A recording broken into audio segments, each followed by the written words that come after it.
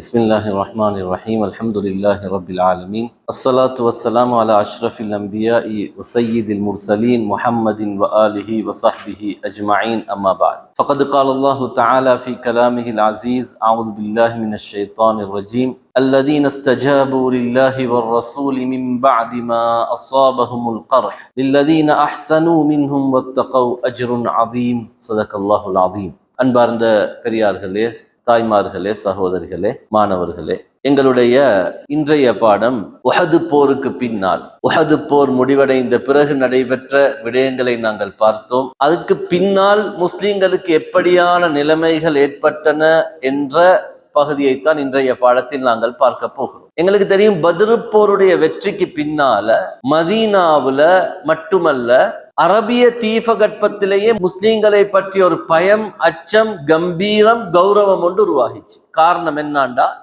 மாபெரும் குறைஷியர்களை முஸ்லீம்கள் வெற்றி கொண்டார்கள் என்பதனால முஸ்லீம்களுடனான ஒரு பயம், அச்சம் ஏனைய அரபியர்களுக்கு, யூதர்களுக்கு கூட ஏற்பட்டுச்சு. அதனால முஸ்லீம்களோட எல்லாரும் ஒப்பந்தம் செய்து வர்றதை விரும்பினாங்க. ஆனா உஹது போர் அப்படி அல்ல. உஹது போருக்கு பின்னால முஸ்லீம்களுக்கு ஏற்பட்ட ஒரு சிக்கலான நிலைமையினால இந்த அச்சம், பயம் இல்லாம போகக்கூடிய ஒரு சூழல் உண்டாகிச்சு.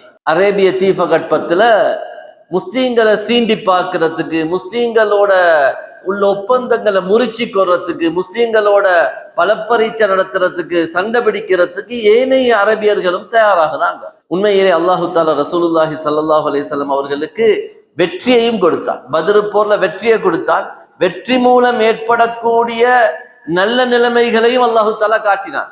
அதே மாதிரி உஹது போர்ல ஏற்பட்ட சிக்கலால எப்படி ஒரு சிக்கலான நேரத்துல நடந்து கொள்ளணும் என்று சொல்லக்கூடிய ஒரு அனுபவத்தை, ஒரு திறமையையும் அல்லாஹு தாலா கற்றுக் கொடுத்தான். ஒரு வெற்றி எப்படி ஒரு மனிதனுக்கு சிறப்பானதோ, தோல்வி ஒரு மனிதனுக்கு பல்வேறு அனுபவத்தை படிச்சு தரும்.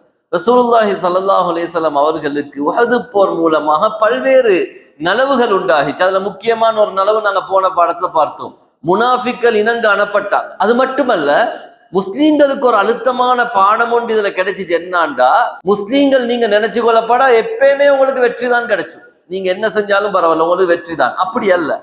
நீங்க அல்லாஹ்வுடைய தூதருக்கு வழிபடாட்டி, அல்லாஹ்வுடைய கட்டளை எடுத்து நடக்காட்டி உங்களுக்கும் தோல்வி கிடைச்சும் என்ற பாடத்தை அல்லாஹ் தஆலா உஹது யுத்தத்துல விளங்கப்படுத்தினான். ஸல்லல்லாஹு அலைஹி வஸல்லம் அந்த கட்டளைக்கு மாற்றம் செஞ்சதாலதான் உஹதுல ஒரு பெரிய ஒரு சிக்கலான நிலைமை, பல்வேறு சஹாபாக்கள் ஷஹீதாக வேண்டிய நிலைமை உண்டாகிச்சு. இப்ப இன்னொரு சிக்கலான நிலைமை உண்டாகுது. என்னாண்டா, முஸ்லீம்களுடனான அந்த அச்சம், பயம் ஏனைய அரபியர்களுக்கு இல்லா போய்த்து முஸ்லீம்களை வீண் வம்புக்கு இழுக்கக்கூடிய ஒரு நிலைமை மதீனாவை சுற்றியுள்ள பகுதியில் உண்டாகுது. இன்றைய பாடத்துல நாங்க அதைத்தான் பார்க்க போறோம். இதுல முதலாவது விஷயம் என்னன்னா, இந்த உஹது போரை முடிச்சிட்டு போன மக்காவுடைய படை, உஹது போரை முடிச்சிட்டு உஹதுல வெற்றி என்ற பெருமையோட, மமதையோட போனாங்களே அபூ சுஃபியானுடைய படை. ரௌஹா என்று சொல்லக்கூடிய மக்காவுக்கு கிட்ட இருக்கக்கூடிய இடம். மக்காவிலிருந்து பார்த்தா கிட்ட, மதீனால இருந்து பார்த்தா தூரம். அப்ப ரௌஹான்ற இடத்துல முகாமிடுறாங்க, தங்குறாங்க. இப்ப அவங்க தங்கி அவங்க ஒருத்தருக்கு ஒருத்தர் பேசிக்கிறாங்க. லா முஹம்மதன் அஸப்னா, நாங்க இந்த யுத்தத்துல டார்கெட் பண்ணி போனது யார? நபி ஸல்லல்லாஹு அலைஹி வஸல்லம் அவங்கள. எங்களுக்கு அவங்கள கொலை செய்கின்ற சந்தர்ப்பம் கிடைச்சல. நபி ஸல்லல்லாஹு அலைஹி வஸல்லம் அவங்கள கொலை செய்யக்கூடிய சந்தர்ப்பம் எங்களுக்கு கிடைச்சல. அதே நேரத்துல பெரிய ஒரு வெற்றி கிடைச்சி இஸ்லாத்தை அழித்து அரேபிய பெண்கள், அதாவது ஸல்லல்லாஹு அலைஹி வஸல்லம் அவர்களுடைய அந்த மதீனாவில் இருக்கக்கூடிய பெண்களை எல்லாம் அடிமைகளாக பிடிச்சு கொண்டு வந்து அப்படியான ஒரு வெற்றி ஒன்று கிடைச்சிச்சின்னா, அப்படி வெற்றி கிடைச்சோம் இல்லை. அதனால இந்த யுத்தத்துல நாங்க நினைச்ச அளவுக்கு ஒன்றையும் சாதிக்கல. கொஞ்சம் முஸ்லிம்களுடைய தலைவர்களை கொலை செஞ்சிக்கிறோம் என்பதை தவிர பெரிய அளவுக்கு இதுல எதுவும் சாதிக்கல என்று சொல்லி மக்காட முஷ்ரிக்கள் அவங்களுள்ள கவலைப்படுறாங்க. எனவே இந்த போர் எங்களுக்கு திருப்தியாக இல்ல. வெற்றின்ற பேரங்களுக்கு கிடைச்சதுக்கு என்ன, பூர்த்தியான பரிபூர்ணமான வெற்றி ஒன்று கிடைச்சல்லன்றத அவங்களே உணர்ந்து பேசிக்கிறாங்க. குறைஷியர்கள் ஆலோசனை பண்றாங்க, நாங்க என்ன செய்வோம், மீண்டும் நாங்க மதீனாவுக்கு போய்த்து, ஏற்கனவே சஹாபாக்கள் நொந்து பேத்திக்கிறாங்க, காயப்பட்டிக்கிறாங்க, கடுமையான மன வருத்தத்துக்குள்ளாகிக்கிறாங்க. இப்ப அவங்க பார்த்தாங்க, இந்த சந்தர்ப்பத்தை பயன்படுத்தி கடுமையாக முஸ்லீம்களுக்கு தாக்கலாம், எல்லா முஸ்லீம்களையும் இல்லாம ஆக்கிறதுக்கான ஒரு சந்தர்ப்பமாக நினைச்சிறான். இப்ப ரசூலுல்லாஹி ஸல்லல்லாஹு அலைஹி வஸல்லம் அவங்களும் என்ன செய்யறாங்கன்றா, மதீனால ஒரு மஷூரா பண்றாங்க. ஸல்லல்லாஹு அலைஹி வஸல்லம் அவங்களும் இதை உணர்ந்தாங்க. மக்காவுடைய படை திரும்பி வந்து எங்களை மதீனாவுக்குள்ளுக்கு தாக்குமுண்டா எங்களுக்கு ஆபத்து.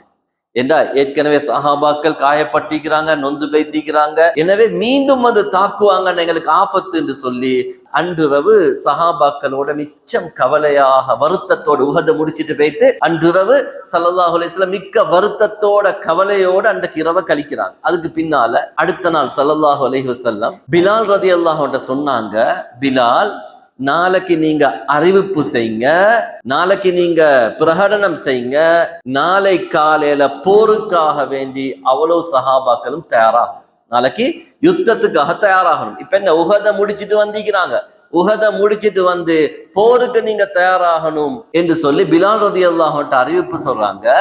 அதுவும் யார் போருக்கு தயாராகணும் தெரியுமா? உஹது போர்ல எங்களோட கலந்து கொண்ட ஆட்கள் மட்டும்தான் இதுல கலந்து கொள்ளணும், வேற யாரும் புதிய ஆட்கள் கலந்து கொள்ளல. ஏன்னா எங்களுக்கு தெரியும் இந்த சந்தர்ப்பத்தை பயன்படுத்தி திருப்பி முனாஃபிக்கள் போர்ல வாரத்துக்கு சான்ஸ் இருக்குது. 300 முனாஃபிக்கள் உஹதுல கையுட்டுட்டு நட்ட நடுவுல போனாங்களே, அந்த ஆட்கள் வந்துடப்படா.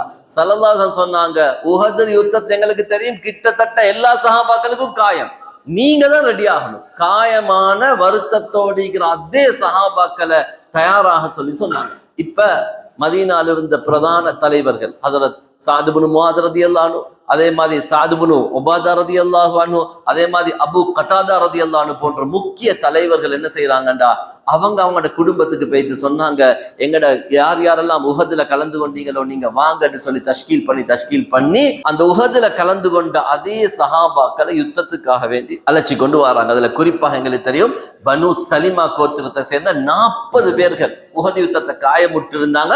அந்த 40 பேருமே களத்துக்கு வந்தாங்க. அது நிறைய சஹாபாக்கள் பல்வேறு கஷ்டமான நிலைமையில, ஏனென்றா உஹது யுத்தத்துல கலந்து கொண்ட சஹாபாக்கள் 700 பேர்கள் கலந்து கொண்டாங்க, இதுல 670 பேர்கள் இந்த யுத்தத்துக்கு வந்திருந்தாங்க. அப்ப கிட்டத்தட்ட உஹதுல கலந்து கொண்ட அனைத்து சஹாபாக்களும் இந்த போருக்காக வேண்டி வந்திருந்தாங்க. உஹதுல கலந்து கொள்ளாத ஒரு சஹாபி வந்திருந்தாங்க, ஹஸரத் ஜாபிர் ரலியல்லாஹு அன்ஹு. அவங்க போய் ரசூலுல்லாஹி ஸல்லல்லாஹு அலைஹி வஸல்லம் அவங்களை சந்திச்சு சொன்னாங்க, அல்லாஹ்வின் தூதரே, எனக்கு நீங்க அனுமதி தரணும். ஏன் நான் உஹதுல கலந்து கொள்ளண்டா, ஏண்ட வாப்பா அப்துல்லாஹ் இப்னு ஹராம் என்ன செஞ்சாருண்டா, அவர் உஹதுல கலந்து கொள்றதுக்காக வேண்டி என்னுடைய சகோதரிகள், அதாவது அவருடைய மகள்கள், சில ரிவாயத்துல 6 என்று வருது, 7 என்று வருது, 9 என்று வருது.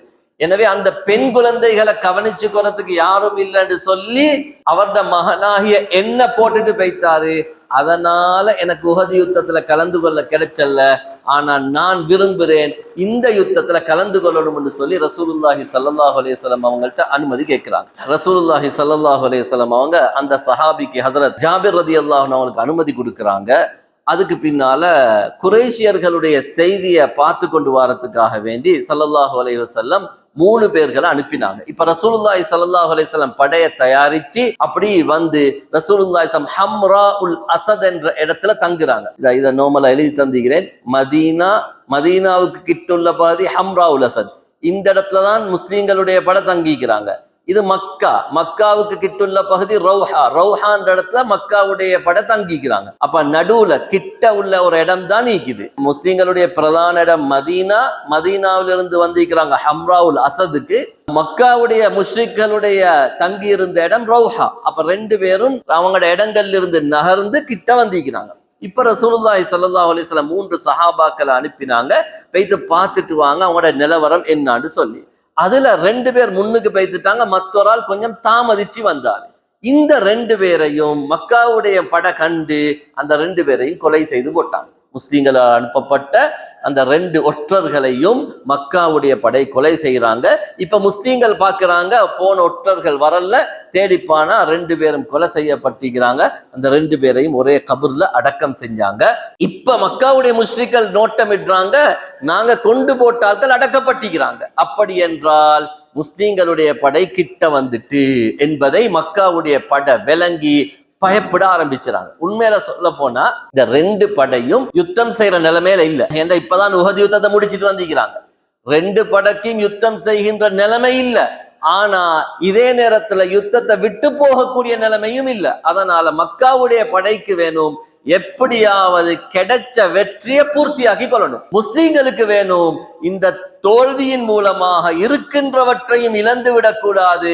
மக்காவுடைய படைக்கு இன்னும் தைரியம் வந்தா இதுக்கு போற எங்களை வாழ்றதுக்கே விட மாட்டாங்க. எப்படி மக்கால வச்சு எங்களுக்கு அநியாயம் செஞ்சாங்களோ அதே மாதிரி எங்களுக்கு அநியாயம் செய்வாங்க. அதனால தற்காப்பு போராக முஸ்லிம்களுடைய போர் இந்த இடத்துல இருந்துச்சு. ரசூலுல்லாஹி ஸல்லல்லாஹு அலைஹி வஸல்லம் ஒரு யுக்தியை கையாண்டாங்க. சொன்னாங்க, அண்டை பகல் முழுதும் விறகு தேடுங்கன்னு சொன்னாங்க. எல்லா சஹாபாக்களும் விறகு தேடி கொண்டு வந்தாங்க. அண்டை முழு நாளும் சுற்று வட்டாரத்தில் இருக்கிற அந்த விறகுகளை எல்லாம் சேர்த்துட்டு வந்தாங்க. சேர்த்துட்டு வந்த பிறகு ராவக்கு என்ன செஞ்சாங்கண்டா, அந்த விறகுகளை தனித்தனியாக பிரிச்சாங்க. 500 பகுதியாக பிரிச்சு ஒவ்வொரு சஹாபாக்களுடைய குழுக்களை மொத்த 2 பேர் என்று சொல்லி 600 சொச்சம் பேர் தான் வந்திக்கிறாங்க. அப்ப 500 விறகு துண்டுகள் போடப்பட்டிக்குது.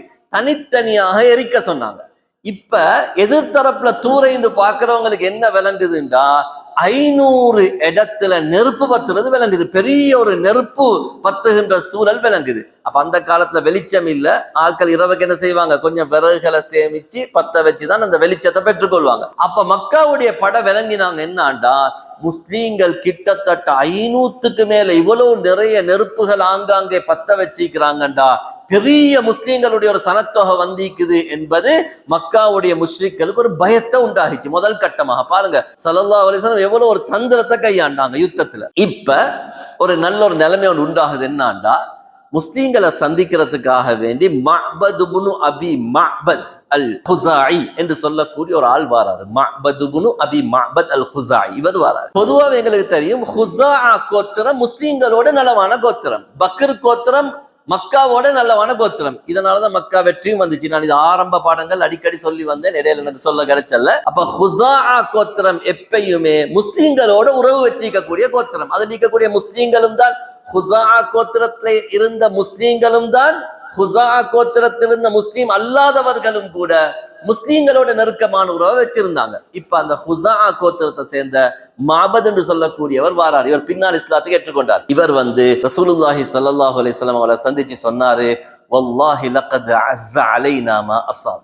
உங்களுக்கு இந்த யுத்தத்துல நடந்த தோல்வி எங்களுக்கு சரி கவலை அளிக்குது. ஏன்னா குஸாஅ கோத்திரம் யாரோட நெருக்கம், முஸ்லீம்களோட நெருக்கமான கோத்திரம். அப்ப சொன்னாங்க, உஹது யுத்தத்துல நாங்க எதிர்பார்த்தோம் மக்காவுக்கு தோல்வி கிடைச்சணும், உங்களுக்கு வெற்றி கிடைச்சணும் என்று. ஆனா எங்களுக்கு சரியான கவலை ஆயிக்குது. உங்களுக்கு தோல்வி கிடைத்ததும் உங்களுக்கு ஏற்பட்ட பாதிப்பும் எனக்கு சரியான கவலையாக இருக்குது என்று சொல்லிட்டு சொன்னாரு. நாங்க விரும்பினோம் வேறொண்டத்தான், ஆனா நடந்தது வேறொன்று என்று சொல்லிட்டு அவர் போகிறார். போற நேரத்தில் ரசூலுல்லாஹி ஸல்லல்லாஹு அலைஹி வஸல்லம் அவர்ட்ட சொன்னாரு, முடியுமாக இருந்தா நீங்க எதிரிகளை பலவீனப்படுத்துகின்ற வேலையை செய்யுங்க என்று சொல்லி சொன்னாங்க. யார்கிட்ட? இந்த மஅபத்கிட்ட சொல்றாங்க, முடியுமாக இருந்தா நீங்க எதிரிகளை பலகீனப்படுத்துங்க என்று சொல்லி அனுப்பினாங்க. இப்ப ரசூலுல்லாஹி ஸல்லல்லாஹு அலைஹி வஸல்லம் தன்னுடைய படையோட ஹம்ராவுல் அஸத் இருக்கிறாங்க. இப்ப இந்த மனிதர் எங்க போறாரு? அபூ சுஃபியான் மக்காவுடைய படையை சந்திக்கிறதுக்காக வேண்டி ரௌஹாவுக்கு வராரு. யாரு? குஸாஅ கோத்திரத்தை சேர்ந்த மஅபத் என்ன செய்யறாரு? ஃபர்ஸ்டுக்கு ஹம்ராவுல் அஸத்ல நபி ஸல்லல்லாஹு அலைஹி வஸல்லம் அவங்களை சந்திச்சுட்டு ரௌஹாவுக்கு போறாரு. யாரை சந்திக்கிறதுக்கு? மக்காவுடைய படையை சந்திக்கிறதுக்கு போறாரு. அங்க போனா மக்காவுடைய மக்கள் பெருந்திரளாக ஒன்று சேர்ந்திக்கிறாங்க. அவருடைய முழு நோக்கமும் என்னண்டா, கிடைத்த வெற்றியை பரிபூரணப்படுத்தி கொள்ளணும், இருக்குகின்ற முஸ்லீம்களை, எஞ்சி இருக்கின்ற முஸ்லீம்களை அடியோடு அழிக்கணும் என்ற நோக்கத்துல வந்திக்கிறான். இப்ப அபூ சுஃபியான் இந்த மஅபத கண்ணனை கேட்கிறாரு, மஅபத் நீங்க என்னத்துக்கு வந்திருக்கிறீங்கன்னு கேட்கிறாரு. அவர் சொன்னாரு, உங்களுக்கு விஷயம் தெரியுமா, முஹம்மது ஸல்லல்லாஹு அலைஹி வஸல்லம் தன்னுடைய தோழர்களை எடுத்துக்கொண்டு இந்த இடத்துல ஹம்ராவுல் அஸதுக்கு வந்துட்டாங்க உங்களை தாக்குறதுக்கு. மக்காட முஷ்ரிக்கள் எதிர்பார்க்கல இத. சொன்னாங்க, மிக அண்மித்த இடத்துல வந்திருக்கிறாங்க. வல்லாஹி லம் அர மிஸ்லஹு கத். நான் இது போன்ற ஒரு பெரும் கூட்டத்தை என் வாழ்க்கையிலே கண்டில்ல. அவங்க உங்கள் மீது கடும் ஆவேசத்தோட கடுமையான வெறியோட வந்திருக்கிறாங்க. உஹதுல கிடைச்ச தோல்விக்கு பழி வாங்கணும் என்று வந்திருக்கிறாங்க. அது மட்டுமல்ல, உஹதுல கலந்து கொண்ட ஆட்கள் மட்டும் இல்ல, உஹதுல வராத ஹஸ்ரஜ் கோத்திரத்துல திரும்பி போன 300 பேர் அவங்களும் வந்திருக்கிறாங்க. பெரும் ஒரு படை வந்திருக்கிறாங்க. அவங்க கடுமையான வெறியோட வைராக்கியத்தோட உங்களை தாக்குறதுக்கு வந்திருக்கிறாங்க என்ற செய்தியை மஅபத் சொன்னோன்னு அபூ சுஃபியான் பயந்துட்டாரு. பயந்து சொல்றாரு, இப்படி என்றா நிலைமை இப்படி என்றா நாங்க போர் செஞ்சா கடுமையான தோல்விதான் கிடைச்சோம், அதனால உடனடியாக குதிரையில் ஏறி நாங்க புறப்பட்டுடுவோம் என்று சொல்லி அன்பார்ந்தவர்களே, அபு சுஃபியான் முடிவெடுக்கிறாரு. அப்ப அந்த படையில் இருந்த சஃப்வான் இப்னு உமையா அவரும் சொல்றாரு, கிடைச்ச வெற்றியோட சந்தோஷமா திரும்பிடுவோம், யுத்தம் செஞ்சா இருந்த வெற்றியும் இல்லா பைத்து தோல்வியோட திரும்ப வேண்டி வரும், அதனால மக்காவுக்கு போக்குள்ளே சந்தோஷமா டாம்பீகமா பெருமையோட வெற்றி கிடைச்ச பேரோட வைத்திடுவோம் என்று சொல்லி சஃப்வான் இப்னு உமையாவும் சொல்றாரு. அல்லாஹுடைய ஏற்பாடு பாருங்க, மஅபதுடைய அந்த வருகையை கொண்டு அல்லாஹு தாலா குறைஷியர்கள் உள்ளத்துல பயத்தை உண்டாக்கி அவங்க முடிவெடுக்கிறாங்க, போர் செய்யறது இல்ல, திரும்பி போவோம் என்ற முடிவெடுக்கிறாங்க. ஆனாலும் சும்மா திரும்பி போப்படா, முஸ்லீம்களுக்கு ஏதாவது ஒரு கவலையை உண்டாக்கிட்டு தான் போகணும் என்று சொல்லி அவர் என்ன செய்யறாருண்டா, அப்து கைஸ் என்ற கூட்டத்தை சேர்ந்த ஒரு வியாபார கூட்டம் அந்த பக்கத்தால வாராங்க. அப்து கைஸுடைய வியாபார கூட்டம் வாராங்க. அந்த கூட்டத்துல சொன்னாங்க, நீங்க மக்காக்கு வந்தா நான் உங்களுக்கு நிறைய திராட்சப்பழம் உங்களுக்கு தருவேன், ஆனா நீங்க எனக்கு ஒரு வேலை செய்யணும். கேட்டா என்ன வேலை? நீங்க போற வழியில முஹம்மதை சந்திச்சா, ஸல்லல்லாஹு அலைஹி வஸல்லம் அவங்களை சந்திச்சா சொல்லுங்க, மக்காவுடைய பெரும் ஒரு படை யுத்தத்துக்காக தயாராகிக்குது, உங்களை அடியோடு இல்லாமல் ஆக்குறதுக்கு ரெடியாகி வந்து கொண்டிருக்கிறாங்க, அவங்களை பயமுறுத்துங்க என்ற செய்தியை சொல்றாங்க. அதுக்கு பின்னால அந்த அப்து கைஸுடைய படை போய் ரசூலுல்லாஹி ஸல்லல்லாஹு அலைஹி வஸல்லம் அவங்களை சந்திக்கிறாங்க. சந்திச்சு சொல்றாங்க, ஒரு பயங்கரமான மக்காவுடைய படை உங்களை தாக்குறதுக்கு. ஸல்லல்லாஹு அலைஹி வஸல்லம் பயப்படல, சொன்னாங்க, ஹஸ்புனல்லாஹு வ நிஅமல் வக்கீல், அல்லாஹ் எங்களுக்கு போதும், அவன் தான் சிறந்த பாதுகாவலன் என்று சொல்லி ரசூலுல்லாஹி ஸல்லல்லாஹு அலைஹி வஸல்லம் சொல்றாங்க. அதுக்கு பின்னால மக்காவுடைய படை திரும்பி போகுது. அந்த செய்தியை மஅபத் இப்னு அபி மஅபத் என்ன செய்யறாண்டா, ஸல்லல்லாஹு அலைஹி வஸல்லம் அவங்களுக்கு சொல்லி அனுப்பினாங்க, யா ரசூலல்லாஹ் மக்காவுடைய படை திரும்பி போய்த்துட்டு. அப்ப ரசூலுல்லாஹி ஸல்லல்லாஹு அலைஹி வஸல்லம் எங்களுக்கு தெரியும், எப்பயுமே யுத்தம் நடந்தோ இல்லையோ அந்த இடத்துல 3 நாள் தங்குவாங்க. ஹம்ராவுல் அஸத்லயும் 3 நாட்கள் ரசூலுல்லாஹி ஸல்லல்லாஹு அலைஹி வஸல்லம் அந்த இடத்துல தங்கிட்டு திரும்பி போறாங்க. இதுதான் வரலாற்றுல ஹம்ராவுல் அஸத் என்ற போராக அறியப்படுகிறது. அதுக்கு பின்னால இந்த முஸ்லீம்களை தாக்குறதுக்காக வேண்டி பனு ஹுசைமா கோத்திரம், இந்த பனு ஹுசைமா கோத்திரம் எங்க இருக்கிறாங்கன்னா, இவங்க மதீனாவுக்கு வடக்கு பகுதியில வாழ்ந்தவங்க. இதுவும் இவங்களும் அசத் கோத்திரத்துடைய ஒரு பகுதி. ஹுசைமான்னு சொல்லக்கூடியவங்க. இது பாருங்க, இது மதீனா. நாங்க இவ்வளவு காலம் பாக்குறது மதீனாவுக்கு கீழ் உள்ள பகுதி. ஆனா இந்த ஹுசைமா கோத்திரம் வாழ்ந்தது மதீனாவுக்கு மேலுள்ள பகுதி. இந்த ஹுசைமா கோத்திரம் என்ன செய்யறாங்கண்டா, உஹதுல முஸ்லீம்களுக்கு தோல்வி ஏற்பட்டிருக்குது, இந்த நேரம் வைத்து நாங்க மதீனாவை தாக்கி மதீனால இருக்கிற சொத்துக்களை எல்லாம் அபகரிச்சு கொண்டு வருவோம், அபகரிச்சா நாங்க பெரிய பணக்காரர்களாக மாறிடலாம், மதீனாவை சூறையாடணும் என்ற நோக்கத்துல என்ன செய்யறாங்கண்டா, அவங்க தயாராகிறாங்க ஒரு படை, எப்படி சரி மதீனாவை சூறையாடணும். ஸல்லல்லாஹு அலைஹி வஸல்லம் அவங்களுக்கு செய்தி கிடைச்சது, ஹுசைமா கோத்திரம் இவங்க அசத் கோத்திரத்துடைய ஒரு பிரிவு. அசத்னா குறைஷியர்கள்ல வந்த அசத் அல்ல, இது வேற அசத் கோத்திரம். அப்ப அசத் கோத்திரத்துடைய ஒரு பிரிவு ஹுசைமா, இவங்க முடிவெடுக்கிறாங்க மதீனாவை சூறையாட்டத்துக்கு. அதுக்குள்ளுக்கு ஸல்லல்லாஹு அலைஹி வஸல்லம் 150 பேர்களை கொண்ட ஒரு படையை ஹஸரத் அபூ ஸலமா ரலியல்லாஹு அன்ஹுடைய தலைமையின் கீழால தயாரிச்சு அந்த படையை அனுப்புறாங்க. அந்த படைக்கு வழிகாட்டியாக தை கோத்திரத்தை சேர்ந்த ஒரு மனிதர் இருக்கிறாரு. அவர் தான் இந்த செய்தியையும் சொல்லி அனுப்பினவர். அதாவது முஸ்லீம்களை தாக்குறதுக்கு ஹுசைமா கோத்திரம் இப்படியான ஒரு ஏற்பாட்டை செஞ்சு கொண்டிருக்கின்ற செய்தியை சொன்னதும் அந்த தை கோத்திரத்தை சேர்ந்தவர் தான். இப்ப அவரையே வழிகாட்டியாக வச்சு கொண்டு போனாங்க. அங்க வைத்து பார்த்தா முஸ்லீம்களுடைய வருகையை கேள்விப்பட்ட எதிரிகள் யாரும் இல்லை, எல்லாம் செதறி ஓடிட்டாங்க. முஸ்லீம்கள் வைத்து அந்த ஊர்ல இருக்கக்கூடிய அவங்களோட பிரதேசத்தில் இருக்கக்கூடிய நிறைய ஆடுகளை எடுத்துக்கொண்டு கனிமத்துகளோட திரும்பி வராங்க. இதுதான் அபூ ஸலமா ரலியல்லாஹு அன்ஹு அவர்களுடைய அனுப்பப்பட்ட ஒரு படைப்பிரிவாக இருக்குது. இதுக்கு பின்னால உஹதுக்கு பின்னால நடைபெற்ற மிக முக்கியமான 2 வரலாற்று நிகழ்வுல ஒன்றுதான் ரஜீ போர் என்று சொல்லக்கூடியது.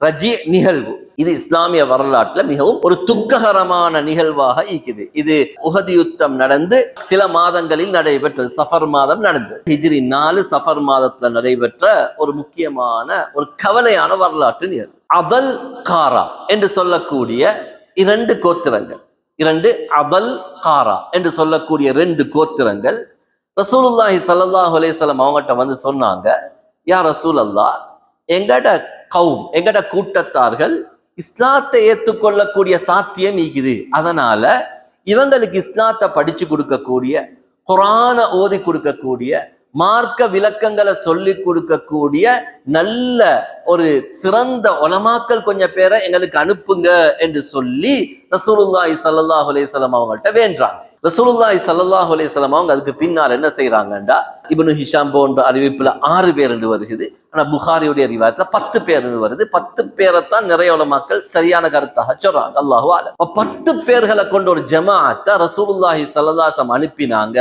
நீங்க போய்த்து இந்த அதல் காரா என்று சொல்லக்கூடிய இந்த கோத்திரங்களுக்கு தீன படிச்சு கொடுங்க என்று சொல்லி அனுப்பினாங்க. இப்ப இந்த கோத்திரத்தார்கள் இப்படி வாராங்க. வார நேரத்துல இதுல மிக முக்கியமாக இருந்தவங்க மர்சத் இப்னு அபி மர்சத் அல் கனவி என்று சொல்லக்கூடிய சஹாபி இருந்தாங்க. ஹஜரத் ஹுபைப் ரலியல்லாஹு அன்ஹு இருந்தாங்க. அதே மாதிரி ஹஜரத் ஆசிம் இப்னு சாபித் ரலியல்லாஹு அன்ஹு இருந்தாங்க. ஸைத் இப்னு தஸினா இருந்தாங்க. அப்துல்லாஹ் இப்னு தாரிக் ரலியல்லாஹு அன்ஹு போன்ற முக்கியமான சஹாபாக்கள் அடங்கிய ஒரு குழுவை தான் ரசூல் ஸல்லல்லாஹு அலைஹி வஸல்லம் அனுப்பினாங்க. இவங்களை கூட்டி கொண்டு வராங்க. ஹுதைல் என்ற கோத்திரம் இருந்த பகுதி. உங்களுக்கு இந்த சாட்டை பார்த்தா விளங்கும். பாருங்க, மதீனா மேலே இருக்குது. அவன் முஸ்லீம்களுடைய படை இப்படி தாண்டி எங்க வந்திக்குது, ஹுதைல். இவங்க மக்காவுக்கு கிட்ட உள்ள பகுதி. அப்ப இவங்க வந்தது எங்கண்டா, மக்காவுக்கு கிட்ட உள்ள ஒரு பகுதிக்கு தான் தீன படிச்சு கொடுக்கறதுக்காக வந்தாங்க. இவங்க போர் வீரர்கள் அல்ல, இவங்க மார்க்கத்தை படிச்சு கொடுக்கறதுக்காக வந்த சஹாபாக்களுடைய 10 பேர் கொண்ட குழு. ஆனா இந்த இடத்துல என்னாண்டா, இந்த அதல் காரான்னு சொல்லக்கூடிய இந்த 2 கோத்திரமும் இந்த 10 சஹாபாக்களுக்கு துரோகம் செய்ய ஆரம்பிக்கிறாங்க. இவங்க என்ன செஞ்சாங்கண்டா, இந்த ஹுதைல் கோத்திரம் இதைக்கிறாங்க, இந்த ஹுதைல் கோத்திரத்தை துணைக்கு அழைக்கிறாங்க. வாங்க, நபியுடைய இந்த தோழர்களை நாங்க தாக்குவோம் என்று சொல்லி இந்த 3 கோத்திரங்களும் சேர்ந்து 100கணக்கான அம்பெரியும் வீரர்கள் முஸ்லீம்களை சூழ்ந்து வர்றாங்க. இந்த 10 பேரை, இந்த 10 பேரும் என்ன செய்யறாங்க, அவசரமாக ஓடி ஃபத்ஃபத் என்று சொல்லக்கூடிய ஒரு மலைக்கு மேலால் ஏறிக்கிறாங்க. இப்ப என்ன செய்யறாங்கண்டா, முஸ்லீம்களை சுத்தி வளைச்சிட்டாங்க. 10 பேர் தான் நீக்கிறாங்க. சுத்தி வளைச்சி 100கணக்கான எதிரிகள் அம்போடைக்கிறாங்க. சொன்னாங்க, நீங்க இறங்கி வந்தா நாங்க உங்களுக்கு ஒன்றும் செய்ய மாட்டோம். மலையிலிருந்து இறங்கி வந்தீங்கன்னா நாங்க ஒன்றும் செய்ய மாட்டோம். இன்னொரு கருத்து படிக்க வருகிறது, நீங்க மலையிலிருந்து இறங்கி வந்தா உங்களை நாங்க மக்காவாசிகளுக்கு வித்துடுவோம், கொலை செய்ய மாட்டோம். ஏன்னா மக்கா கிட்டதான். நீங்க பாருங்க, மர்சத் ரலியல்லாஹு அன்ஹு, ஹாலித் இப்னு புக்கைர், ஆசிம் இப்னு சாபித் போன்ற நபித்தோழர்கள் சொன்னாங்க, நாங்க ஒரு நாளும் உங்களோட வாக்குறுதியை கேட்க மாட்டோம் என்று சொல்லி அதிலிருந்த 7 பேர்கள் என்ன செய்யறாங்கண்டா, இவங்களுடைய அந்த வாக்குறுதியை கேட்காம உங்களோட முஷ்ரிக்களுடைய ஒப்பந்தத்தை நாங்க நம்ப மாட்டோம் என்று சொல்லி அவங்களோட போரிட்டு ஷஹீதாகிறாங்க. 10 பேர்ல 7 பேர் ஷஹீதாகிறாங்க. இதுல முக்கியமான ஒரு சஹாபி யாருண்டா, ஆசிம் இப்னு சாபித் என்று சொல்லக்கூடிய சஹாபி. இவர் பத்ர் யுத்தத்துல மிக வீரதீரத்தோடு போர் செய்த ஒரு ஆள் தான் இந்த ஆசிம் இப்னு சாபித். இவர் பத்ர் யுத்தத்தை என்ன செஞ்சாருண்டா, சுலாஃபா என்று சொல்லக்கூடிய ஒரு பெண், சுலாஃபா பின்து சாத் என்று சொல்லக்கூடிய பெண்ணுடைய 2 மகன்மார்கள், முசாஃபி, ஜுலாஸ் என்று சொல்லக்கூடிய 2 மகன்மார்களை இந்த ஆசிம் கொலை செஞ்சாரு. அதனால அந்த சுலாஃபா என்று சொல்லக்கூடிய பெண் பின்னால் இஸ்லாத்துக்கு வந்தா, அந்த பெண் என்ன செஞ்சாண்டா, சபதம் செஞ்சா, ஆசிம் இப்னு சாபித்துடைய மண்டையோட்ல நான் மது அருந்துவேன், ஏனென்றா என்னுடைய 2 மகன்மாரை இவர் கொலை செஞ்சுக்கிறார். அதனால இவரை கொலை செஞ்சு இவருடைய மண்டையோட்டில நான் மது அருந்துவேன் என்று சொல்லி சத்தியம் பண்ணி இருந்தார். இப்ப ஹசரத் ஆசிம் ரலியல்லாஹு அன்ஹு இதுல கொலை செய்யப்பட்டிருக்கிறாங்க. மக்காவுக்கு கிட்ட நடந்த ஒரு நிகழ்வு. இப்ப பாக்குறாங்க, இந்த ஹுதைல் கோத்திரம் பாக்குறாங்க, ஆசிம்ட தலையை கொண்டு வைத்து சுலாஃபாட்ட கொடுத்தா நிறைய ஒட்டகங்கள் கிடைச்சும் என்று சொல்லி ஹசரத் ஆசிம் ரலியல்லாஹு அன்ஹு அவங்கள நெருங்குறதுக்கு போறாங்க. அவங்களோட தலையை வெட்டுறதுக்காக. அவங்க மௌத்தாகிட்டாங்க, ஷஹீதாகிட்டாங்க. அவங்களோட தலையை வெட்டி எடுத்துட்டு வரதுக்கு அல்லாஹ் என்ன செஞ்சானுண்டா, ஒரு பெரிய குலவி கூட்டத்தை அனுப்பினான். அந்த குலவிகள் என்ன செஞ்சுச்சுன்னா, ஹசரத் ஆசிம் ரலியல்லாஹு அன்ஹுவை பாதுகாத்துச்சு. இவங்களுக்கு கிட்ட போகாம பாதுகாத்துச்சு. இவங்க சொன்னாங்க, நாங்க மாலை வரையும் பார்ப்போம், அந்தியானோட குலவியெல்லாம் பெய்த்திடும், அதுக்கு பின்னால நாங்க என்ன செய்வோம், ஆசிமுடைய தலையை வெட்டுவோம். அன்று மாலைக்குள்ளால் அல்லாஹ் பெரிய ஒரு மலையை ஏற்படுத்தி அவங்களோட உடம்ப வெள்ளம் எடுத்து கொண்டு வைத்து, அது இருந்த இடம் தெரியாம வெள்ளம் கொண்டு வைத்துட்டு அவங்களுக்கு அந்த சத்தியத்தை அந்த பெண்ணுக்கு நிறைவேற்ற சந்தர்ப்பம் கிடைச்சல. இப்ப மத்த 3 பேரையும் என்ன செய்யறாங்கண்டா, ஆசை வார்த்தைகளை காட்டி உங்களை நாங்க மன்னிச்சிடுவோம், விட்டுடுவோம் என்று சொல்லி ஒரு மாதிரியா மலையில இருந்து இறக்குறாங்க. அது யாருண்டா, ஹசரத் ஹுபைப் ரலியல்லாஹு அன்ஹு, அதே மாதிரி அப்துல்லாஹ் இப்னு தாரிக் ரலியல்லாஹு அன்ஹு, ஸைத் இப்னு தஸினா ரலியல்லாஹு, இந்த 3 பேரையும் ஒரு மாதிரியா மலையிலிருந்து உசுரோட இறக்கி எடுத்துட்டாங்க. 7 பேர் ஷஹீதாகிட்டாங்க, 3 பேர் உயிரோட கீழே வந்துட்டாங்க. இப்ப என்ன செய்யறாங்க, அப்படி கூட்டி கொண்டு போறாங்க. லஹ்ரான் என்ற இடத்தை வந்தோடனே அப்துல்லாஹ் இப்னு தாரிக் ரலியல்லாஹு அன்ஹு அவனோட கட்டை அவுத்து கொண்டு மெதுவா பின்னுக்கு ஆகிட்டாங்க. இவங்க கூட்டிட்டு போறாங்க, மெதுவா பின்னுக்கு ஆகிட்டாங்க. திரும்பி பாக்குறாங்க, அவங்க பார்த்தா அப்துல்லா இப்னு தாரிக் ரலியல்லாஹு கொஞ்சம் பின்னுக்கு ஆகிட்டாங்க. பின்னுக்கானவன் என்ன செஞ்சாங்கண்டா, அவங்க அம்புகளாலும் கற்களாலும் எரிந்து அப்துல்லா இப்னு தாரிக் ரலியல்லாஹு கொலை செஞ்சிட்டாங்க. அப்ப இப்ப எத்தனை பேர் மிச்சம்? 10 பேர் போனது, 7 பேர் ஷஹீதாக்கப்பட்டது, 3 பேர் இறங்கினது, அதுலயும் ஒரு ஆள் கொலை செய்ய ஷஹீதாக்கப்பட்டது. இப்ப மிஞ்சிக்கிறது 2 சஹாபாக்கள், ஹஸரத் ஹுபைப், ஹஸரத் ஸைத் இப்னு தஸினா, 2 சஹாபாக்கள் தான் மிஞ்சிக்கிறாங்க. அப்ப ஹுபைப் ரலியல்லாஹு அன்ஹு அவங்கள ஹுஜைர் இப்னு அபி இஹாப்னு சொல்லக்கூடியவர் வாங்குறாரு. என்னத்துக்கு வாங்குறாருண்டா, பத்ர்ல கொலை செய்யப்பட்டவங்களுக்கு பகரமாக முஸ்லிம்களை கொலை செய்யணும்னு அவங்க நேர்ச்சை வச்சிருந்தாங்க.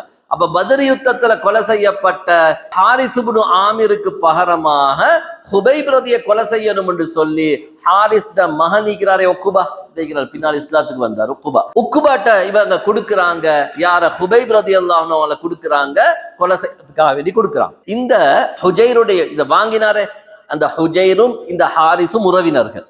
மௌத்தான ஹாரிஸும் வாங்கினவரும் உறவினர்கள். இந்த வாங்கினவருடைய வீட்டுல தான் ஹுபைப் ரலியல்லாஹு அன்ஹு கைதியாக அடைச்சப்பட்டிக்கிறாங்க, வீட்டுல கைதியாக வச்சப்பட்டிக்கிறாங்க. அவங்களை கவனிக்கிறதுக்காக வேண்டி மாவியான்னு சொல்லக்கூடிய ஒரு பெண் நியமிக்கப்பட்டிருந்தா, அவங்க தான் இந்த கைதியை கவனிக்கிறது.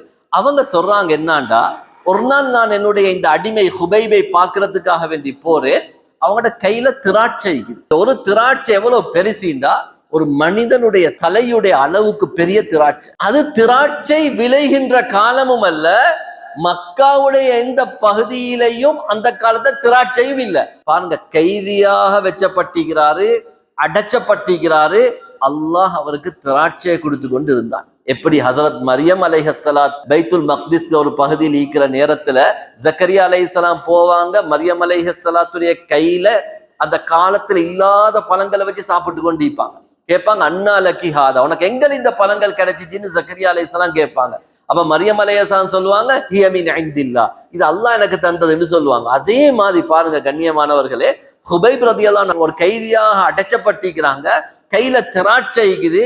யாருக்குமே அந்த காலத்துல திராட்சை கிடைச்சாது. இவங்களுக்கு அல்லாஹு தாலா அல்லாஹ்வுடைய புறத்திலிருந்து சாப்பாடு கொடுத்து கொண்டிருந்தான். புகாரியிலேயும் இந்த அறிவிப்பு கொஞ்சம் வித்தியாசமாக வருகிறது. இப்ப ஹுபைப் ரலியல்லாஹு அன்ஹு அவங்கள கொலை செய்யக்கூடிய நாள் நெருங்கி கொண்டு வருகிறது. இப்ப ஹுபைப் ரலியல்லாஹு அன்ஹு அந்த மாவியான்ற பெண்கிட்ட சொன்னாங்க, அந்த சவர கத்தி, அதாவது அந்த முடிகளை வலிக்கக்கூடிய சவர கத்தி ஒன்று இருந்தா எனக்கு கொஞ்சம் தாங்கலைன்னு கேட்டாங்க. ஏனென்றா நான் மௌத்தாகிறதுக்கு முன்னால சுத்தமான நிலைமையில மௌத்தாக விரும்புகிறேன் என்று சொன்னாங்க. இப்ப அந்த பெண் என்ன செய்யறான்டா, ஒரு சிறுவன், அவனோட குடும்பத்தை சேர்ந்த ஒரு சிறுவன், இப்னு ஹிஷாம் ரஹிமஹுல்லாஹ் சொல்றாங்க, அவனோட மகன் சொல்றாங்க, கொடுத்து அனுப்பினாங்க. அந்த சவர கத்தியை கொடுத்து அனுப்பினாங்க, ஹுபைப்ட கொடுங்க. இப்ப கைதியாக இருக்கிறாரு ஹுபைப், அந்த அறைக்குள்ளுக்கு போய்த்து அவர் சவர கத்தியை கொடுக்க போறாரு.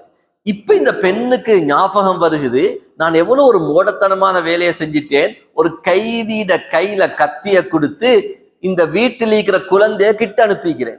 இப்ப அந்த கைதி என்ன செய்யலாம், இந்த குழந்தைய வச்சுக்கொண்டு பிளாக்மெயில் பண்ணலாம்.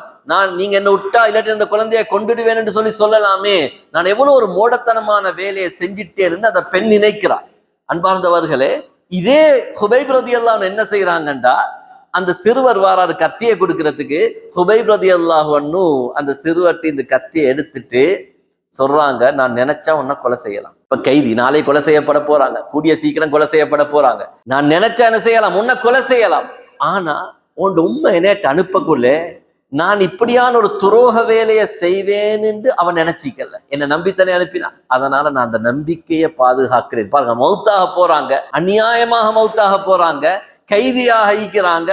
அந்த நேரத்திலையும் அவங்களோட நேர்மையையும் மனிதத்தன்மையையும் எவ்வளவு அழகாக அவங்க வெளிப்படுத்தினாங்க.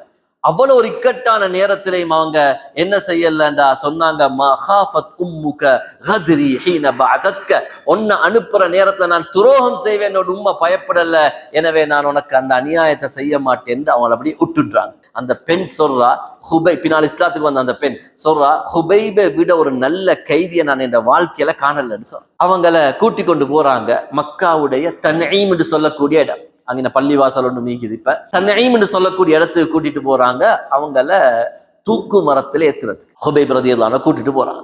இப்ப ஹுபைப் ரலியல்லாஹு அன்ஹு தூக்குக்கு ஏத்துறது தயாராகுறாங்க. ஹுபைப் ரலியல்லாஹு அன்ஹு சொன்னாங்க, இன் ரஅய்தும் அன் ததஊனி ஹத்தா அர்கா ரக்அத்தைன், எனக்கு ஒரு 2 ரக்காத் தொழுறதுக்கு நீங்க அவகாசம் தருவீங்கன்னா நான் தொழுது கொள்வேனே என்று சொன்னாங்க. இப்ப அவங்க சொன்னாங்க தாராளமாக தொழுதுகோங்கன்னு சொல்லி. ஹுபைப் ரலியல்லாஹு அன்ஹு அழகாக பரிபூரணமான முறையில 2 ரக்காத்தை தொழுதாங்க. தொழுதுட்டு சொன்னாங்க, நான் இன்னும் நீளமாக அழகாக தொழுதிருப்பேன். நீங்க நாளைக்கு சொல்லுவீங்க ஹுபைப் மௌத்துக்கு பயந்துதான் தொழுகையை நீட்டினார் என்று. அந்த பேச்சு எனக்கு வரப்படா, அதுக்காகத்தான் நான் அவசரமாக தொழுது முடிச்சேன் என்று ஹஜரத் ஹுபைப் ரலியல்லாஹு அன்ஹு அவங்க சொன்னாங்க. புகாரியிலே வருகிறது, ஒரு மரணத்துக்கு முன்னால முதலாவது தொழணும்ன்ற சிந்தனையை உம்மத்துக்கு உருவாக்கினது ஹுபைப் ரலியல்லாஹு அன்ஹு. மௌத்தாக போறாரு, என்ன செய்யறாரு, 2 ரக்காத் தொழுதுடுவோமே என்று சொல்லக்கூடிய ஒரு எண்ணத்தை, ஒரு சுன்னாவ உம்மத்துக்கு அறிமுகப்படுத்தினது ஹுபைப் ரலியல்லாஹு அன்ஹு சொல்றாங்க. அன்பார்ந்தவர்களே, அதுக்கு பின்னால ஹுபைப் ரலியல்லாஹு அன்ஹு அவங்களை அப்படியே மரத்துல கட்டி அப்படியே ஒசத்துறாங்க. அவங்கள அந்த சிலுவையில அறையறதுக்காக வேண்டி தயாராகிறாங்க. இப்ப ஹுபைப் ரலியல்லாஹு அன்ஹு சொன்னாங்க, அல்லாஹ்ட்ட துஆ செஞ்சாங்க, யா அல்லாஹ் இன்னா கத் பல்லக்னா ரிசாலத்த ரசூலிக், உன்னுடைய ரசூலுடைய தூதுத்துவத்தை நாங்க எத்தி வச்சோம். நாங்க என்னத்துக்கு வந்தோம்? தூதுவர்களாக வந்தோம். உன்னுடைய தூதுத்துவத்தை எத்தி வச்சோம். ஃபபல்லிகுல் கதாத மா யுஸ்னஉ பினா, எங்களுக்கு நடந்த இந்த செய்தியை உன்னை நபிக்கு எத்தி வச்சு. ஏண்டா இது நடக்குது எங்க? மக்காவுக்கு கிட்ட உள்ள இடத்துல நடக்குது. மதீனாவுக்கு இந்த செய்தி போறதுக்கு சான்ஸ் இல்லை. ஹுபைபுக்கு நடந்த இந்த கொடூரமான அநியாயம் ஸல்லல்லாஹு அலைஹி வஸல்லம் அவங்களுக்கு தெரியறதுக்கான சந்தர்ப்பம் இல்லை. சொல்றாங்க, அல்லாஹ்ட்ட துஆ செய்யறாங்க, யா அல்லாஹ் இந்த செய்தியை நீ உன்னுடைய நபிக்கு எத்தி வச்சிடு என்று சொல்றாங்க. அந்த நேரத்துல ரசூலுல்லாஹி ஸல்லல்லாஹு அலைஹி வஸல்லம் சொல்றாங்க, ஹுபைப் ரலியல்லாஹு அன்ஹு கொலை செய்யப்பட்ட செய்தியை ஜிப்ரீல் அலைஹிஸ்ஸலாம் மூலம் அல்லாஹ் அறிவித்தான்.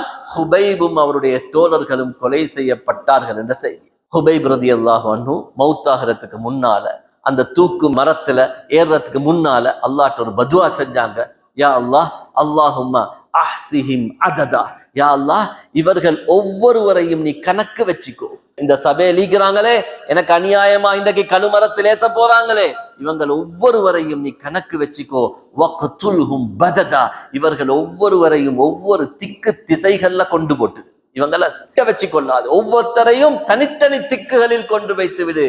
வலா துகாதிர் மின்ஹும் அஹதா, இவர்களில் யாரையும் நீ விட்டு வச்சிடாதே என்று சொல்லி ஹஜரத் ஹுபைப் ரலியல்லாஹு அன்ஹு ஒரு பதுவா செய்றாங்க. அதுக்கு பின்னால் ஒரு கவிதையை படிக்கிறாங்க. ஹுபைப் ரலியல்லாஹு அன்ஹு புகாரிலே வருது அந்த கவிதை. அதே மாதிரி இப்னு ஹிஷாம் போன்ற வரலாற்று நூட்கள்லையும் நீளமாக வருது. புகாரியுடைய ரிவாயத்துல சுருக்கமாக வருது. ஒரு கவிதையை படிச்சாங்க.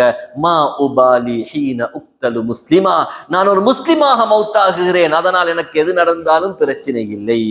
அலா ஐயி ஷிக்கின் கான லில்லாஹி மஸ்ரஇ, என் மௌத் அல்லாஹ்வுக்காக இருக்குமாக இருந்தால் எங்கு மௌத்தானா என்ன, மதீனால மௌத்தானா என்ன, மக்கால மௌத்தானா என்ன, எங்கு மௌத்தானா என்ன சொன்னாங்க. வதாலிக ஃபீ தாத்தில் இலாஹி, நான் இது மௌத்தாகிறது அல்லாஹ்வுக்காக. வ இயஷா, அவன் நாடுவான் என்றிருந்தால் யுபாரிக் அலா அவுசாலி ஷில்பின் முமஸ்ஸஇ, சொன்னாங்க அல்லாஹ் நாடுவான் என்றிருந்தால் என்னுடைய இந்த உடலுடைய துண்டமாக வெட்டப்படுகின்றேன் உடம்புடைய உறுப்புகள் மீதும் அல்லாஹ் பரக்கத் செய்வான் என்று சொல்லி துஆ செஞ்சார். அன்பார்ந்தவர்களே, இந்த பதுவா அந்த மக்காவுடைய முஷ்ரிக்களுக்கு ஒரு பயங்கரமான பயத்தை உண்டாக்கிட்டு. ஹஸரத் முஆவியா ரலியல்லாஹு அன்ஹு சொன்னாங்க, பின்னால் இஸ்லாத்துக்கு வந்து அபூ சுஃபியான் டபான் என்ன வாப்பா என்ன டக்குன்னு குப்புற படுக்க வச்சுட்டாரு.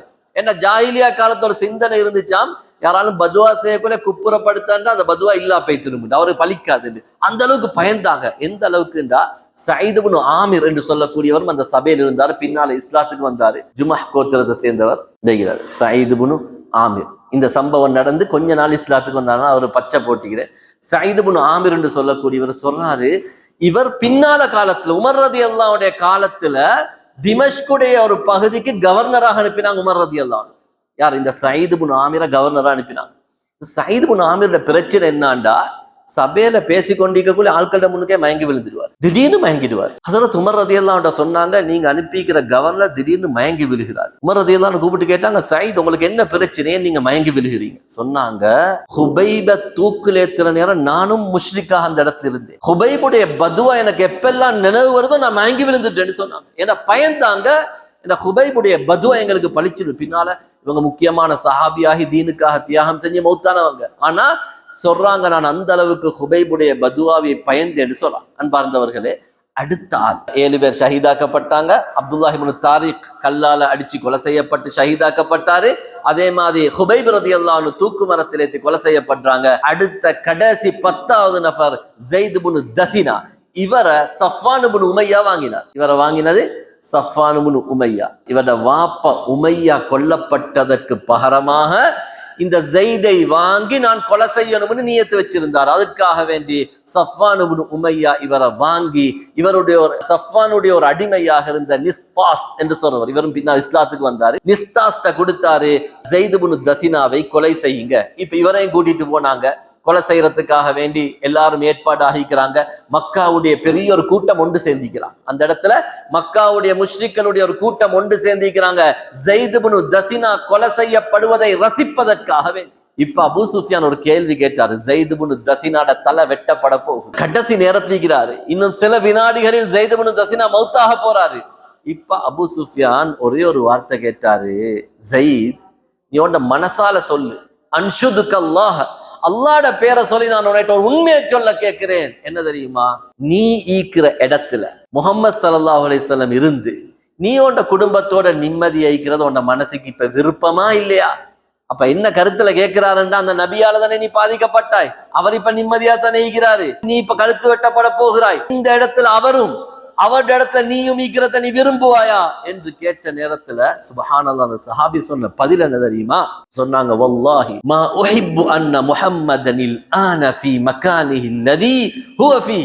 சொன்னாங்க, நபி ஸல்லல்லாஹு அலைஹி வஸல்லம் இந்த இடத்துல அல்ல, தூக்கு மரத்துல அல்ல, கழுத்து வெட்டப்பட்ட இடத்துல அல்ல, அவங்கட வீட்டுல அவங்க நிம்மதியாக இருக்கிற நேரத்துல அவங்கட கால்ல ஒரு முள்ளு குத்தி படுறதும் நான் என்ற குடும்பத்துல நிம்மதியாக இருக்கிறத விரும்ப மாட்டேன். அந்த நபியுடைய உடம்புல ஒரு முள்ளு குத்தி பட்டதை கூட நான் சகிக்க மாட்டேன். அப்படி இருக்க இவ்வளவு பயங்கரமான இடத்துல ஒரு நபிக்கிறத நான் விரும்புவேனா என்று சொன்னோன்னே அபூ சுஃபியான் அதிர்ச்சியா போயிட்டார். சொன்னா அபூ சுஃபியான் ஒரு வார்த்தை சொன்னாரு, வல்லாஹி அல்லாஹ் மீது சத்தியமாக, மா ரஅய்து மினன் நாஸி அஹதன் யுஹிப்பு முஹம்மதன் கஹுப்பி அஸ்ஹாபி முஹம்மதின் முஹம்மதா. சொன்னாங்க, முஹம்மதை முஹம்மதுடைய தோழர்கள் விரும்புவது போல் உலகத்தில் யாரும் யாரையும் விரும்புவதை நான் கண்டதில்லை. இவ்வளவுக்கு அதி உச்ச நேசம் வச்சிக்கிறாங்க என்ற கருத்தை அபூ சுஃபியான் சொல்றார். இந்த அளவுக்கு ஒரு கடுமையான நிகழ்வாக அந்த ரஜி, இதுக்கு சொல்ற ரஜி நிகழ்வு என்று சொல்றது முஸ்லீம்களுக்கு ஏற்பட்ட கடும் கவலையான துக்ககரமான நிகழ்வாக இந்த ரஜியுடைய நிகழ்வு இருந்துச்சு. அதுக்கு பின்னால் அன்பார்ந்தவர்களே, முஸ்லீம்களுக்கு ஏற்பட்ட அதே வருஷம் அதே குறிப்பிட்ட காலத்துக்குள்ளுக்கு ஏற்பட்ட இதை விட ஒரு துன்பமான ஒரு நிகழ்வு ஒன்று நடந்துச்சு. அதுதான் பிரு மவுனா, மவுனா கிணற்றினுடைய சம்பவம் என்று வரலாற்றுல சொல்லுவாங்க. பிருண்டா கிணறு, மவுனா கிணற்றினுடைய சம்பவம். இது என்ன சம்பவம் என்றா, இது என்ன நிகழ்வுண்டா, அபு பரா என்று சொல்லக்கூடிய ஒரு ஆள், ஆமிர் இப்னு மாலிக் அவருடைய பெயர். இவர் என்ன செய்யறாருண்டா, இவர் ஒரு சிறந்த வீரர், சிறந்த போர் வீரர். அவரை பார்த்தாவே எல்லாம் பயப்படுவாங்க, அவ்வளவு ஒரு சிறந்த வீரர். இவருக்கு பேர் என்னாண்டா, அம்புகளுடன் விளையாடுகின்றவர். அவ்வளவுக்கு அம்பில் வில்வித்தையில் தேர்ச்சி பெற்ற ஒரு ஆள் தான் இந்த அபு பரா என்று சொல்லக்கூடியவர். இவர் ஒரு நல்ல மனிதர், பின்னால் இஸ்லாத்துக்கு வந்தார். இந்த மனிதர் என்ன செய்யறாருண்டா, நபி ஸல்லல்லாஹு அலைஹி வஸல்லம் அவங்கள்ட்ட வாராங்க. நபி ஸல்லல்லாஹு அலைஹி வஸல்லம் பொதுவா யாருக்கும் பயப்பட மாட்டாங்க, யார் வந்தாலும் தீனத்தி வச்சுவாங்க. இவர் பெரியாள், இவர் கண்ணியமான ஆள், அப்படியெல்லாம் பாக்குறது இல்லை. யார் வந்தாலும் அவங்களோட விஷயத்த சொல்லுவாங்க. ஸல்லல்லாஹு அலைஹி வஸல்லம் இந்த அபு பராக்கு தீன சொல்லி கொடுத்தாங்க. அபு பரா ஏற்றுக்கொள்ளவும் இல்லை, மறுக்கவும் இல்லை. அபு பரா தீன ஏத்துக்கொள்ளவும் இல்ல, மறுக்கவும் இல்ல. யா ரசூலல்லாஹ், உங்களோட ஆட்கள் ஒரு கொஞ்சம் பேரை நீங்க எங்கட நஜித் பகுதிக்கு அனுப்பினீங்கடா, அவங்க என்ன செய்வாங்க, தீன மக்களுக்கு எத்தி வச்சா அந்த மக்களும் தீன ஏற்றுக்கொள்வாங்களே என்று சொல்லி சொன்னாங்க. எப்படி அந்த பகுதி வெஸ்டுக்கு ரஜில சொன்னாங்களோ அதேதான். ரஜில வந்து என்ன சொன்னாங்க, நீங்க எங்கட பகுதி கொஞ்சம் பேர் அனுப்பினா அந்த மக்கள் இஸ்லாத்தை ஏற்றுக்கொள்வாங்க. ஆனா இவர் உண்மையிலே நல்ல நியத்தான் சொன்னாரு. இந்த அபூ பரான்றவர் நல்ல நோக்கத்தோட தான் சொன்னாரு, யா ரசூலல்லாஹ் எங்கட பகுதிக்கு கொஞ்சம் பேர் அனுப்புங்கன்னு சொல்லி. ரசூலுல்லாஹ் சொன்னாங்க, அது கொஞ்சம் ஆபத்தான பகுதி, நஜித் பகுதி. அந்த பகுதியில் உள்ள மக்களை அந்த தோழர்களுக்கு அநியாயம் செஞ்சிடுவாங்களோன்னு நான் பயப்படுறேன்னு சொன்னாங்க. அதுக்கு அவர் சொன்னாரு, நான் ஒரு வீரர் தானே, அபூ பரா பெரிய வீரர், நான் பாதுகாப்பு எடுக்கிறேன், அவங்களுக்கு ஏதாவது அநியாயம் நடந்து அதுக்கு நான் பொறுப்பெடுக்கிறேன்னு சொன்னாங்க. அதுக்கு பின்னால ஸல்லல்லாஹு அலைஹி வஸல்லம் 70 சஹாபாக்களை தெரிவு செஞ்சாங்க. போன முறை 10, இந்த பிரு மவுனால எத்தனை பேர், 70 சஹாபாக்களை ரசூல் ஸல்லல்லாஹு அலைஹி வஸல்லம் தெரிவு செஞ்சு மக்காவுக்கும் உஸ்ஃபானுக்கும் இடையில இருக்கக்கூடிய இந்த பகுதி நான் ஒரு யுத்தம் சொன்னேன், மேல் பகுதிக்கு போனாங்க. கடைசியாக நடந்த ரஜி இந்த ஹுதைலுக்கு வந்தாங்க. இது இந்த பக்கம் வந்திக்கிறாங்க. பனு சுலைம் போன்ற கோத்திரங்கள் வாழ்ந்த நஜிதுடைய பகுதி. இப்ப இந்த பகுதிக்கு ரசூலுல்லாஹி ஸல்லல்லாஹு அலைஹி வஸல்லம் 70 பேர்களை அனுப்புறாங்க. 70 பேர்களை அனுப்பி இதுல பிரதான கோத்திரமாக இருந்தாங்க பனு ஆமிர் என்று சொல்லக்கூடிய கோத்திரம். நான் ஃபர்ஸ்ட் சொன்னேனே அபூபரா, அவருடைய கோத்திரமும் இந்த பனு ஆமிர் கோத்திரம் தான். இப்ப பனு ஆமிர் கோத்திரத்துக்கு இவங்க வாராங்க. வார நேரத்துல பனு ஆமிருடைய தலைவராக இருந்த ஒரு ஆள் யாருண்டா ஆமிர் இப்னு துஃபைல். இந்த கோத்திரத்துடைய முக்கியமான ஒரு நபர் யாரு? ஆமிர் இப்னு துஃபைல். இவரும் பெரும் வீரர். அபு பரா மாதிரியே பெரும் ஒரு வீரர் தான் ஆமிர் இப்னு துஃபைல். ஆமிர் இப்னு துஃபைல்ட்ட கடிதத்தை கொடுக்கிறதுக்காக வேண்டி இந்த ஹராம் இப்னு மில்ஹான் என்று சொல்லக்கூடிய நபித்தோழர் போறாரு. பெய்த்து கடிதத்தை கொடுத்தோன்னே அந்த கொடியவன் ஆமிர் இப்னு துஃபைல் கடிதத்தை கூட பார்க்கல. உடனடியாக ஒரு சைக்கிளை செஞ்சான். பின்னால இருந்து அவனுடைய ஒரு ஆள் அம்பால குத்த ஹஸரத் ஹராம் இப்னு மில்ஹான் ரலியல்லாஹு அன்ஹு அந்த இடத்துல ஷஹீதாகிறாங்க. ஆச்சரியம், ஷஹீதாகுன்னு ஒரு வார்த்தை பாவிச்சாங்க.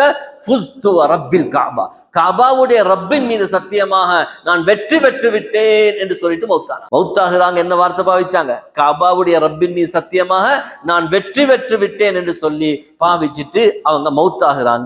அதுக்கு பின்னால இந்த ஏனைய 69 பேரையும் கொலை செய்யறதுக்காக வேண்டி ஆமிர் இப்னு துஃபைல் என்றவன் அவனுடைய பனு ஆமிர் கோத்திரத்தை உதவிக்கு கூப்பிட்டான்.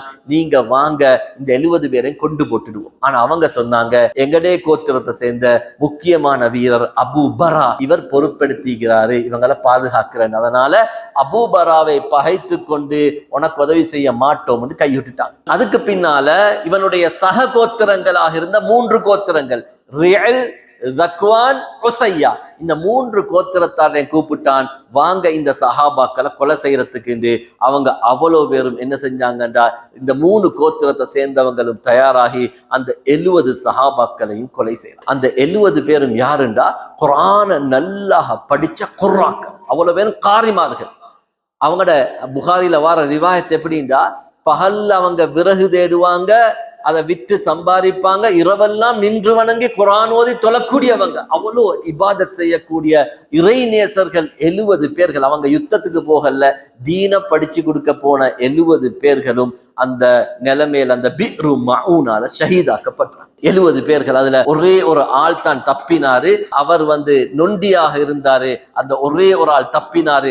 அதை தவிர குற்றுயிராக இருந்தார். எதிரிகள் இறந்தவர் மாதிரி நடிச்சதால ஒரே ஒரு ஆள் தப்பினார், கஅப் இப்னு ஸைத் என்று சொல்லக்கூடியவர். ஏனைய அவ்வளவு பேரும் ஷஹீதாக்கப்பட்டாங்க. அதுல 2 பேர் அவங்களோட ஆடுகளை மேய்ச்சறதுக்காக வேண்டி, அவங்களோட ஒட்டகங்களை மேய்ச்சறதுக்காக வேண்டி தூர வைத்திருந்தாங்க. அம்ர் இப்னு உமையா அத்-தமரி என்று சொல்லக்கூடியவரும், முன்திர் இப்னு முஹம்மது என்று சொல்லக்கூடியவரும் அவங்க ஆடு மேய்ச்சறதுக்காக பைத்திருந்தாங்க. திரும்பி பாக்குறாங்க, பிணந்தின்னி கழுகுகள் அவங்க இருந்த இடத்தை வட்டமிட்டு கொண்டிருக்குது. விளங்கி கொண்டாங்க, ஏதோ ஒரு அசம்பாவிதம் நடந்தீக்குது, ஆபத்தொன்னு நடந்தீக்குது, எங்கட சஹாபாக்கள் தோழர்கள் இருந்த இடத்த இப்ப பிணந்தின்னி கழுகுகள் வட்டமிட்டு கொண்டிருக்குது, ஏதோ நடந்தீக்குது என்று போய் ஏறி பார்த்தாங்க.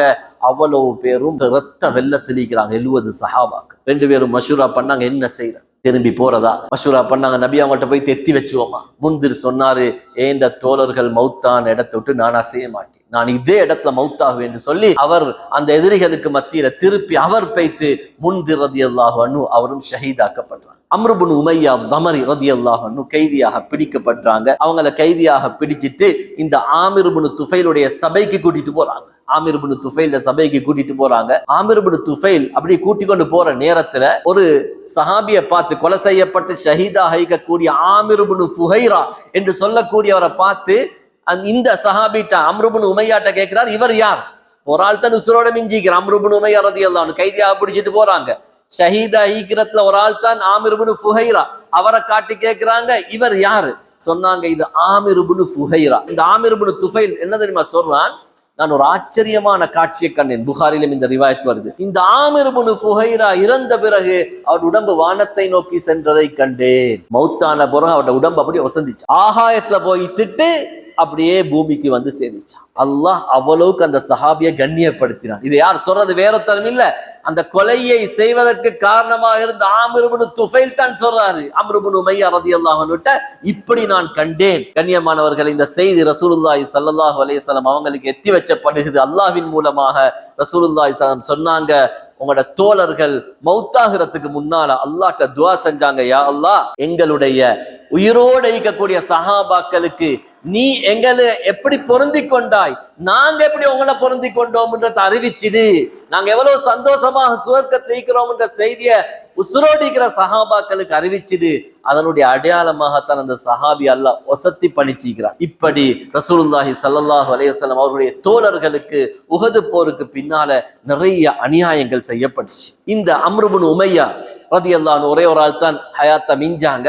இவங்களை என்ன செஞ்சாங்கண்டா, இவங்களை அப்படியே கூட்டிட்டு வர நேரத்துல ஆமிர் இப்னு துஃபைல்ட தாய் காண்றா. அவ சொல்றா, நான் நியத்து வச்சிருந்தேன், நேர்ச்சை வச்சிருந்தேன், ஒரு அடிமைய கைதிய உரிமை விடணும், நீ இந்த அம்ர் இப்னு உமையாவை உரிமை விடு என்று சொன்ன நேரத்துல தாயுடைய பேச்சுக்காக வேண்டி இந்த ஒரே ஒரு சஹாபிய உரிமை விட்டான். அதுக்கு பின்னால் அம்ர் இப்னு உமையா ரலியல்லாஹு அன்ஹு மட்டும் போனது 70 பேர், திரும்பி வாரது ஒரே ஒரு சஹாபி. திரும்பி வாராங்க. திரும்பி வார இடத்துல கர்கத் என்று சொல்லக்கூடிய இடத்துல அவங்க அப்படியே நிழலுக்கிறாங்க. இன்னும் 2 பேர் நிழலுக்கு வராங்க. அவங்களும் இவங்களோட நிழலுக்கு கொஞ்சம் ரெஸ்ட் எடுக்கிறதுக்காக உட்கார்றாங்க.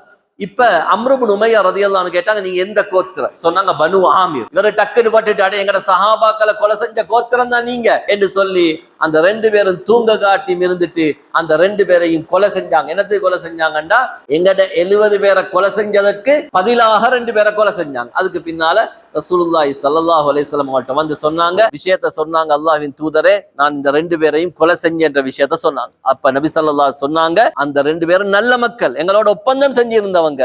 ஆனா இவர் நினைச்சார் என்னது, பனு ஆமிர் கோத்திரம் எல்லாரும் கெட்டவர் நினைச்சாரு. ரசூல் கவலைப்பட்டாங்க. பாருங்க, அவ்வளவு சஹாபாக்களை கொலை செஞ்சவங்களாக இருந்தும் கூட ஒப்பந்தம் செஞ்சவங்களை கொலை செஞ்சதுக்காக ரசூல் கவலைப்பட்டது மட்டுமல்ல, அவங்களுக்குரிய தெண்ட பணத்தை ரசூல் ஸல்லல்லாஹு அலைஹி வஸல்லம் கொடுத்தாங்க. ரசூலுல்லாஹி ஸல்லல்லாஹு அலைஹி வஸல்லம் அவ்வளவுக்கு அமானிதத்தை பேணக்கூடியவங்களாக இருந்திருக்கிறாங்க. இந்த 2 நிகழ்வுகள், இந்த ரஜியோடைய நிகழ்வு, அதே மாதிரி பிர் மவுனாவுடைய நிகழ்வு ரசூலுல்லாஹி ஸல்லல்லாஹு அலைஹி வஸல்லம் அவர்களுக்கு மிச்சம் கவலையை உண்டாக்குச்சு. ஏனென்றா இது யுத்தத்துக்கு போனதல்ல, அநியாயமாக சஹாபாக்களை இழந்தாங்க.